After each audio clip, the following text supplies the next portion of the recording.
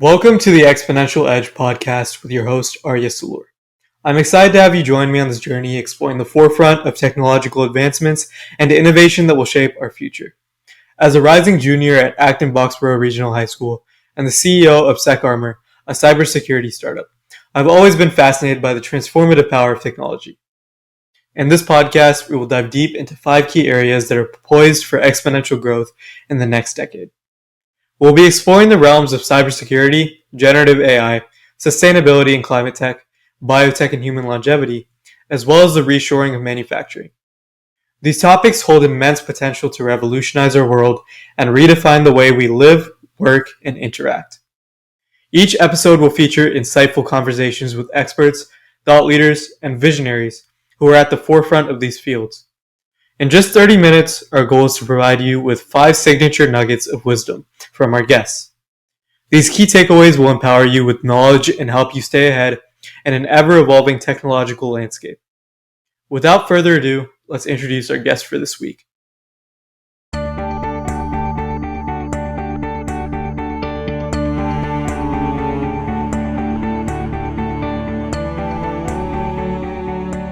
Hello, everyone, and welcome to the Exponential Edge podcast. We're here today in Harvard Innovation Labs with Alicia Tulsee. Hi, Alicia. Hi, Arya. How are you doing today? I'm doing great. Thanks for having me on your show. And thank you so much for inviting me here so we could do this. So, first off, could you just give us a brief summary of your career thus far?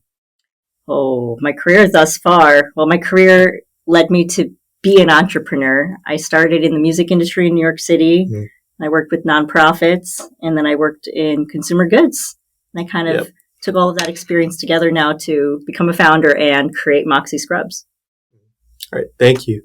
So, to set the stage for our listeners, could you share a bit about your early life? I know you have a Caribbean and Indian connection, and you grew up in New York City as well.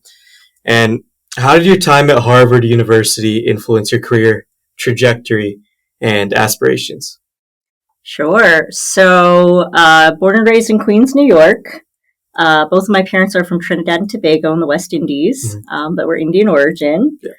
And I actually had a really unique background. So my mother came to this country as an au pair for a Jewish family. And she didn't tell them originally that, oh, I have a kid. And she was thinking about leaving the job, and she said, you know, I actually want to spend more time with my daughter. And they're like, what? You have a daughter? Bring your daughter to come live with us. And I actually grew up with this Jewish family till I was about 10 years old. Wow. And so that really changed my paradigm, because not only did I have this Indian heritage and Indian family, I also had this Jewish culture and community. And then my aunt on my mother's side, who I was very close to, was actually Christian. Yeah. So I grew up Christian, Jewish, and Hindu. And so I already had this really unique perspective of the world. And I think that really just forced me to see the world from an entrepreneurial lens. Fast forward to Harvard. Yeah. So I actually was a non-traditional student, and I went to the continuing education program at Harvard and did a degree in economics. And so I had decided to take a year gap from college. I went to community college first. And I said, I want to see the country of my ancestry. So I took an internship with Rave magazine in Bangalore. And I was a music journalist. Yeah. Well, I quickly got hired and became the sales manager of the South Indian office. And that's where I worked with all the different brands that placed ads in the magazine. And then short after that, I got poached by the alcohol companies. And then I ended up working for InBev and Budweiser. And I helped actually launch Budweiser marketing after InBev acquired Anheuser-Busch. Yeah. And so I realized that I love working with brands. I love fast-moving consumer goods. I was really good at building the community around the brands and the marketing. And so that's where I said I really want to make something of my own. And I saw this program at Harvard, and it seemed like the perfect fit because I had all of this other experience and I needed some direction. And so the continuing education program gave me that Ivy League Harvard background and access that typically wouldn't have been possible for a kid like me from Queens with immigrant parents. Yeah. And that really made it possible for me to make Moxiescrubs into the successful company that it is today. Yep, and talking about your diverse background, you told me a story before we started this recording about your fandom of Goo Goo Doll, right? Oh, man. So could you share with us that story? Sure. So growing up, in my generation, there was TRL, which was the music video countdown, and I just ran home one day from junior high school and saw this band on the TV, and I was like, "Who are these guys?" And it was the Goo Goo Dolls, and so I was like immediately like fell in love with this band. Obviously, the singer was a pretty good-looking guy, so that didn't hurt. And I thought, oh, I need to meet this band. And so what did I do in the early days of the internet? So we had AOL, the dial-up modem, and I go online and I find Crash Films, who was the company that did their music videos at the time. And so I wrote them and I said, I really want to become a music video director. Can I get an internship? And I mean, if you at 12 years old, having that idea, like, you're like, oh gosh, this kid could not have been anything but like an entrepreneur. And, somebody actually wrote me back. And I said, well, I'm 12 years old and I'm a big fan of the Goo Goo Dolls. Yeah. And so the other person, he realized quickly that, oh, this is like a kid. And he said, you know what? Why don't I invite you to be an extra in one of the Goo Goo Dolls music videos? And so what did the preteen me do? I just ran around the house screaming, oh my God, I'm going to be in a Goo Goo Dolls music video. But my very daisy parents said, no way, no kid of mine, no daughter of mine is going to go be like a groupie or anything behind, backstage or any of that. And so I actually didn't get to go to be on this music video. And it really made me so upset for such a long time. But when I was 19, I was part of the fan club, because of course I was. And I won a contest to meet the Goo Goo Dolls. So maybe there's something that, if something's meant for you, it's going to happen. Yeah. And so this was an amazing second chance. But also during that time, when I was in high school, was during September 11th. And it was a really rough time for people who looked like me. Everybody assumed you were from the Middle East. And I get it. They were hurting, right? New York City was hurting. And they thought, people like me were to blame. And so bus drivers would close the door on me and not even let me on the bus. And when I look back, I was like a little kid with a book bag going home. And it was really, really scarring experience, which is actually why I went to India to see the country of my ancestry. I was looking for my identity. And, so I won this contest and I almost didn't go because I said, if the Goo Goo Dolls were racist against me, it would shatter me. It would shatter me. And, but I still decided to go because I'm such a mega fan. And so I go to the show and basically there were 10 winners and you lined up behind the stage and, or backstage and you, walked in, it was a meet and greet, shook their hand, took a photo, and then you walked out the other door. Yeah. And so I was in the middle of the line. Well, I was such a super fan. I even had the same exact haircut as John Resnick. I'll share that photo with you. And I had my guitar in my back and I went up to them and I said, oh my goodness, it is such an honor to meet you. I'm Alicia. And John immediately said, wow, it feels like it's an honor to meet you. And we just clicked. And John Resnick stopped the line and talked to me for half an hour to 45 minutes from everything about my heritage to, I was really into capoeira, which is Brazilian dance fighting. And so I went through the whole history of capoeira with him.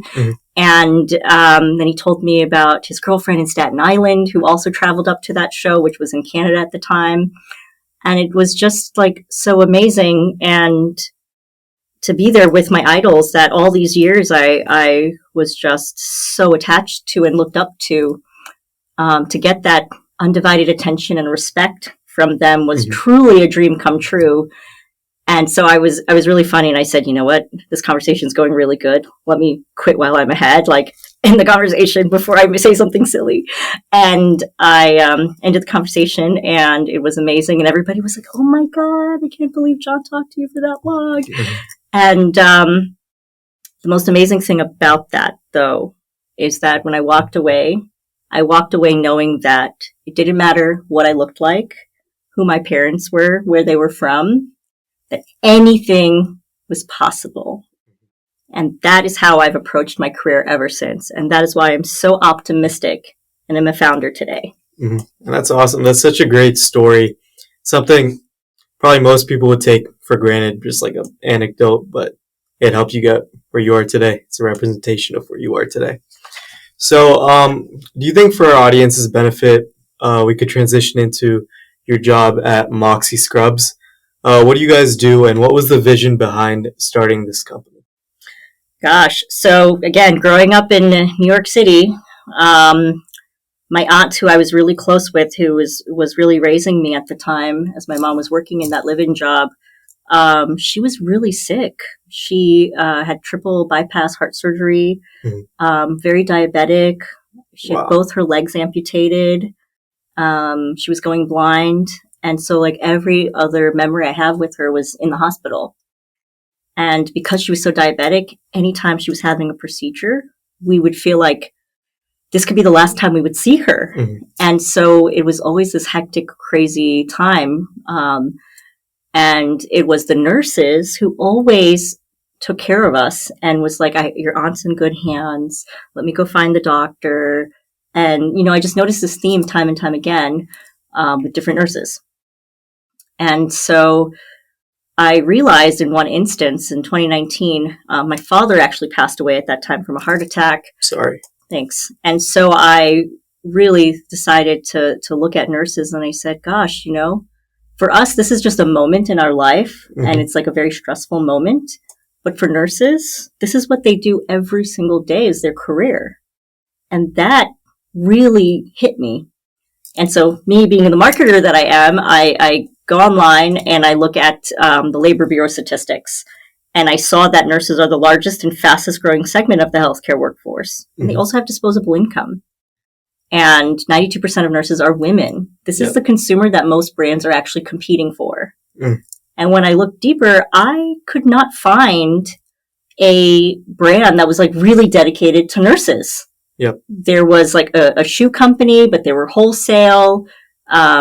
You know, there was Figs, but Figs was really focused on doctors and very small sizes and, you know, at a price point that wasn't really for the everyday healthcare professional.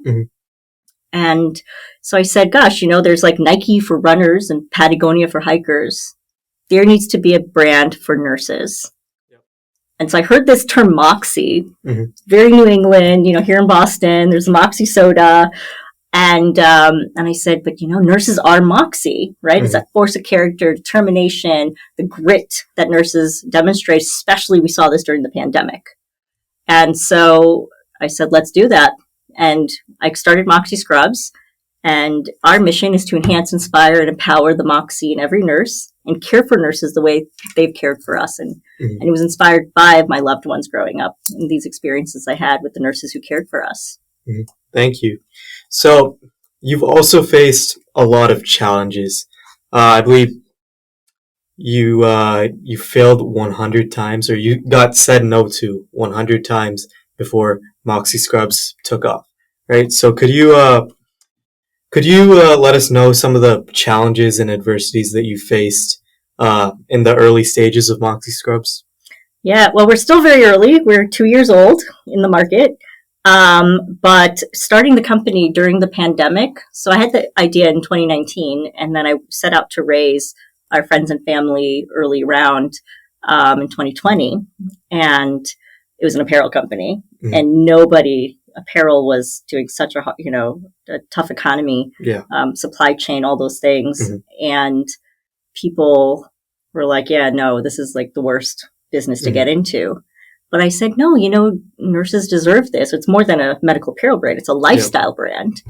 And I started building, because what do you do, right? You find support, you build relationships. And so I went and pitched a ton of different nursing associations. Mm-hmm. And fortunately, we actually got the support of the American Nurses Association early on. Mm-hmm. And they actually said, wow, finally somebody's looking at the nurse. And they said, you know what, supporting a brand like Moxie is supporting nurses. Yep. And that endorsement really helped. And then we built a great supply chain.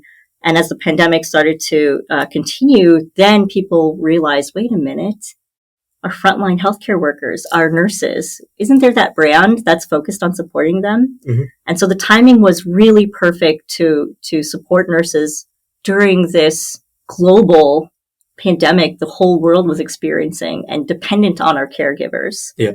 And so that then became, gave us a lot of momentum, and we ended up raising our pre-seed round oversubscribed by over $1 million. Mm-hmm. And that's what launched us into now this national brand, with over 800,000 nurses on social media in our community today. Mm-hmm. It's amazing. And just going into your work with nurses, I also read somewhere that you decided to launch Moxie after getting into a taxi cab with a nurse, and that nurse now helps you guys and still works with you. Oh, yeah. Ashley, we call her the OG nurse. She is the original Moxie nurse. It was actually when I was reading those Labor Bureau statistics, I was here at the iLab. I was consulting for another startup here, and I took a shared Uber ride because it was cheaper, and, to head home. And it just so happened that I ended up in a car full of all of these really nice ladies, and they were so friendly, and they were asking me questions, and I'm like, well, they're not from here. And again, I'm from New York City, so we don't talk to strangers. And I was like, oh, I just assumed they had to be visiting from like the Midwest or something. And I was like, oh, where are you visiting from? And she's like, we're going to work. We live here. And she's like, yeah, we're nurses. And I was just like, holy smokes, Yeah. I was just reading these statistics and thinking, how come I couldn't find a brand dedicated to nurses? Mm-hmm. And that was really that serendipity and that aha moment that this is something, I need to listen to this. And I became friends with the nurses in the cab that day. And Ashley's been one of our supporters ever since, and actually helped us design the Ashley Scrub Top. Mm-hmm. It's awesome. And I wanted to talk a little bit also about your competition. And also, I know you had a nurse run a Boston Marathon and get, I think, the best time in scrubs, right? Yeah, this nurse, Sam Roker, discovered us and reached out and said, hey, I'm running the Boston Marathon to support nurses' mental health or healthcare workers' mental health. And I want to run it in scrubs. And she loved our brand because we are a nurse-first brand, right? All of our products are made by nurses and named after that nurse. And so we're like, yeah, how can we support you? And so we actually got her bib to run under, I think, Team Inspire. Mm-hmm. And then we helped her raise $70,000 for the American Nurses Association Foundation to support nurses' mental health. Mm-hmm. And it was amazing. And so Sam is actually part of our team now. She's designing a scrub top with us. And so we joke and call the jogger that she wears, we call it the marathon jogger in our team. And it's funny because she ran the marathon in that. And so she crushed a Guinness World Record for fastest marathon in a nurse's uniform. Mm-hmm. And that's really special. And talking about marathons and some of your competition, FIGs, right? I think they're more tailored towards doctors, surgeons, and what differentiates you from other companies in the same sphere? Yeah, so many things from a product standpoint. From product, we actually have a patent pending on the construction of our garment. That's how we guarantee the best fit and highest performance. We have over 10,000 active customers, and only 1% of our products get returned. Where in traditional apparel, it's 30 to 40%. So that is huge. Mm-hmm. And our products are made from athletic wear. So it was perfect for Sam to run the marathon in it. Mm-hmm. So it's 4-way stretch, moisture wicking, breathable, easy care, easy wear. Everyone always asks us about FIGs. We get called FIGs for nurses. I'm like, okay. So FIGs is a very different material. It's heavier. Their designs are different. They only just launched plus sizes this year, even though they've been in the market for 10 years.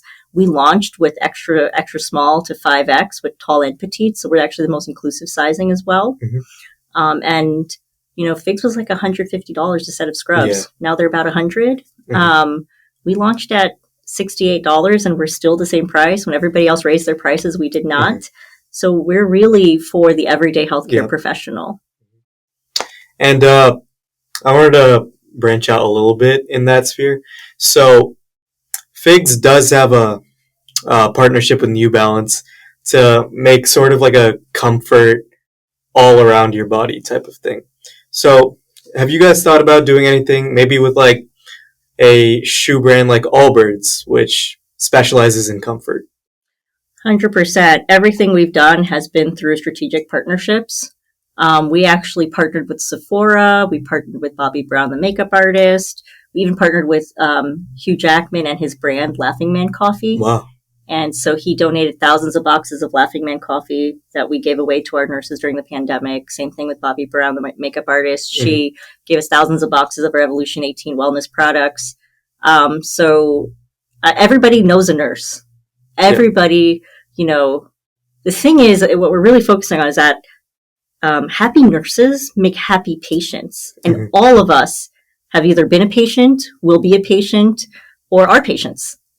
And we all are connected to nurses. And so why not support nurses from that holistic head-to-toe approach? So, shoes. Nurses need comfortable shoes. But not just that. They need good, fighting burnout. They need continuing medical education. They need, great support systems, especially with this burnout right now. So we always are partnering with people that supports the nurse. Actually, this is a great time to talk about our platform that we're launching called Moxie 360 for nursing full circle. And so we're like, we make great uniforms, but how do we give this nurse more? And so we're bringing these technological solutions now to support the nurse throughout her entire career journey. And in this, we are partnering with so many different organizations to put the nurse at the center. That's great. Amazing. So I was looking at your website, and you guys do have a lot of brand ambassadors, right? The American Nurses Association, we talked about that a little bit before. Also, the Ember Company, Mass Challenge, and Harvard Innovation Labs. So can you talk about how you select the proper brands that you guys work with? And also, could you talk about your success and recognition on the Forbes Next 1000 list? Yeah. So how do we choose the associations that we partner with? We really just look for the passion that they're here and believe in the mission to support nurses. Once that alignment is there, then we know that we're all on the same page to make sure that the nurse benefits. And that's really our one requisite to make this happen. In terms of Forbes Next 1000, that was a big deal because we were just a few months in the market or something at that point. And, I never in a million years thought, this girl from Queens would be in Forbes. And so it was just a moment of like, wow, this is really happening. And then what was even crazier is that not too long after we got the Forbes Next 1000 recognition, I was then featured by Forbes Women. Wow.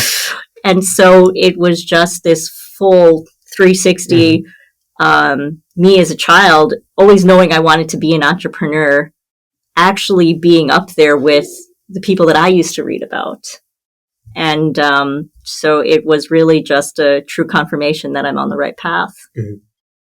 It's a great moment for you. Right. And just shifting gears a little bit, I wanted to talk about how the war in Ukraine and the geopolitical sphere is influencing the market, especially for you guys. It's been tough. Most importantly, supply chain. And There are so many of our customers who will attest to that. It has impacted just having products made and getting it shipped. You even had the Suez Canal that was backed up, and to this day, you still have the after effects of that. And then just war and political climate. Can you get things out of China, et cetera? So what we've done is we've built a robust supply chain now with several supply chain partners, and so we have a true, real global organization. And so right now we're producing out of Vietnam and working with communities there. Also gives us a great ESG because we are recycling and reusing all of our scrap materials and repurposing it. So very excited about having that transparency in our supply chain now. So even though it was a huge setback where for almost a year we didn't even have a proper array of inventory, it forced us to build a really good supply chain and really be prepared to scale now even further. I know you've spent a lot of time researching supply chain as well, right? Yeah. So you also talking about raising money for Moxiescrubs. You secured a win in the elevator pitch contest, right? But we heard you almost didn't even participate. So could you talk about your choice to participate in that big moment for the company? Yeah, it wasn't that I didn't want to participate. I booked my flights the day before to show up, and my flights got delayed and rescheduled. And so they were starting filming at like 6:30 in the morning, and I didn't get in till like 4 a.m. And I was in the airport the entire day before, so I was exhausted. But what was great is I really practiced my pitch. And that is where my brain was not working because I was so exhausted. Yeah, I watched it. It looked seamless. It was not. I had 2 Red Bulls, no sleep. It was crazy. And when the door opens and it's time for you to pitch, there's like 100 people on set. Oh, wow. And all the lights are on you, and it's go. And you don't get to redo it. It is literally that 1 minute pitch. And so I was glad that I did the work and practiced because I was able to just recite it and give a great pitch. So it almost didn't happen because I almost didn't arrive. Yep. But could you go into I think before we were talking about this, you didn't get the money. Yeah, Kim ultimately said that we didn't have 18 months of runway and that the economy is going down the tubes. And so, she wasn't investing at that time. Yeah. We remained in touch, and I actually have referred several companies to Elevator Pitch now. So still a huge advocate and believer in the program, even though we ultimately didn't get our funding. But we did raise it from our angels. We raised the $250 and more from our angels. So that's good, at least. I'm sorry about that experience, but it sounds like just a fun thing to be a part of, right? So I also wanted to talk about you mentioned capoeira, right? You were a big partaker of capoeira, and you were part of the Harvard Capoeira Club, right? So how did your experience with the martial art in Harvard influence your personal growth and maybe even influence your entrepreneurial spirit? Oh, 100%. Big believer in martial arts. So, it started not just in college, but in high school even. I did karate, jiu-jitsu, and then I discovered capoeira. And so I did that in New York City as well. Yep. And I also volunteered for their nonprofit organization. And then I worked for their nonprofit to use capoeira with children in inner city settings to learn focus, discipline, and respect. And so martial arts gives you that focus and that discipline and self-respect. And so I really love capoeira because it's about fighting oppression. Yeah. And as you know, like I grew up with so much, such a diverse background and so much hostility during September 11th that I loved capoeira because it was a martial art that was about empowerment And so capoeira means tall grass. Yeah. And the slaves in Africa, from Africa in Brazil, used to go and hide in the tall grass and play capoeira, what they were training to overtake the slave masters, which they did. Mm-hmm. And capoeira was actually outlawed in Brazil for a long time. And I said, gosh, that's the sport for me. Mm-hmm. That is fighting the man, you know? Yep. And so I actually was president of the Capoeira Club at the Borough of Manhattan Community College. I founded the club, and I opened it up to all of the CUNY system, and we gave free capoeira to everybody in that New York City ecosystem. And then I joined the Capoeira Club here in Harvard while I was a student, and that was an amazing program as well. I'm still very good friends with all of the capoeiristas today, even though I don't practice anymore, but I will come back. Yeah, that's awesome. Right. And as we come to a close on the conversation, first of all, thanks again for inviting me here. This is awesome. And could you share 5 key takeaways from our conversation today? Some things are meant to be. So listen to that intuition and follow that intuition, because I didn't give up when I didn't get to be immortalized in a Goo Goo Dolls music video, but then I later won that contest. To being resilient and really believing in what you're doing. Like, I really believe in our nurses. And that's why despite whatever we went through during the pandemic, I always made it about them, you know, and that resiliency is really important in entrepreneurship, because the hardest part about being an entrepreneur is not the journey of building your company. It's the life that happens while you're building your company. And so I think having that mindset sets you up for success. And then, you know, anything is possible. I mean, look at me ending up in Forbes Next 1000, and then shortly after Forbes Women, and then after that Entrepreneur magazine. And then we made Fast Company's Brands That Matter, you know, and now we just did a documentary with Dennis Quaid where he featured us as medical apparel innovators. Wow.